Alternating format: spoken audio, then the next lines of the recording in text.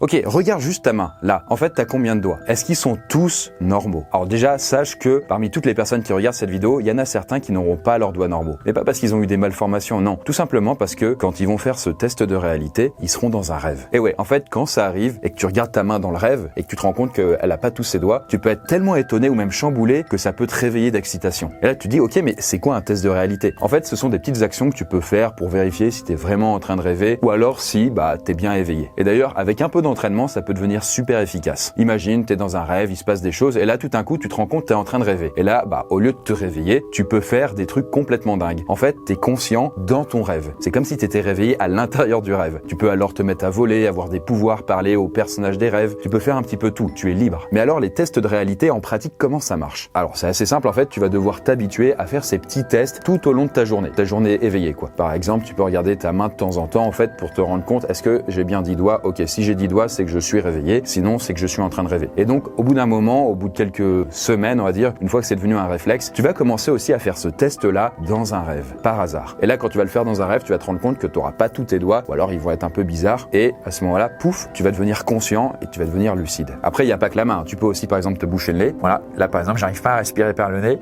Du coup, si j'arrive à respirer par contre par le nez, c'est que je suis en train de rêver. Il y a aussi le fait de se pincer parfois, du coup. Si tu ressens pas de douleur, c'est que tu es en train de rêver. Tu peux aussi te souvenir, ok, qu'est-ce que j'étais en train de faire avant cette action? Et t'essayes de remonter jusqu'au début et tu vas te rendre compte que, à un moment, il n'y a plus de début. C'est comme si t'avais popé là par hasard. Et bien, justement, c'est parce que t'es dans un rêve. Par exemple, moi, parmi tous les tests de réalité, c'est celui de la main que je fais le plus souvent, ce qui me permet après de devenir lucide dans le rêve. Et en vrai, c'est pas qu'il va me manquer des doigts quand je suis en train de rêver, mais plus souvent, en fait, je vais avoir mes 5 doigts, mais il y en a un qui va être un peu plus long, genre celui-là, il va être un peu biscornu, ou alors il va être beaucoup plus court. Et là, je me dis, putain, mais c'est bizarre, quoi. Après, il y a plein de tests de réalité, en fait, c'est juste que dans un rêve, les choses sont pas toujours exactement comme dans le monde normal. Mais bon, je te laisserai découvrir ça par toi-même. Après, il faut persévérer. Il y en a qui peuvent réussir le premier jour et puis la première nuit, ils font un rêve lucide. Si tu testes, peut-être ça va marcher, mais généralement, il faut quand même un petit peu passer quelques semaines, quoi. Bref, du coup, ce soir ou demain, regarde ta main. Et justement, si je parle de ça aussi, c'est parce que du coup, je suis en train d'écrire un livre qui s'appelle Noisuli sur une université du rêve où là-dedans, en fait, les élèves, c'est simple, ils sont tous lucides. Ils ont appris, en fait, à contrôler, en fait, leurs rêves et ils se rendent dans cette université dans laquelle ils vont apprendre énormément de choses et pour pouvoir, en fait, transcender leur pouvoir. Bon, là, le livre, normalement, devrait sortir à l'automne 2025, donc reste au taquet.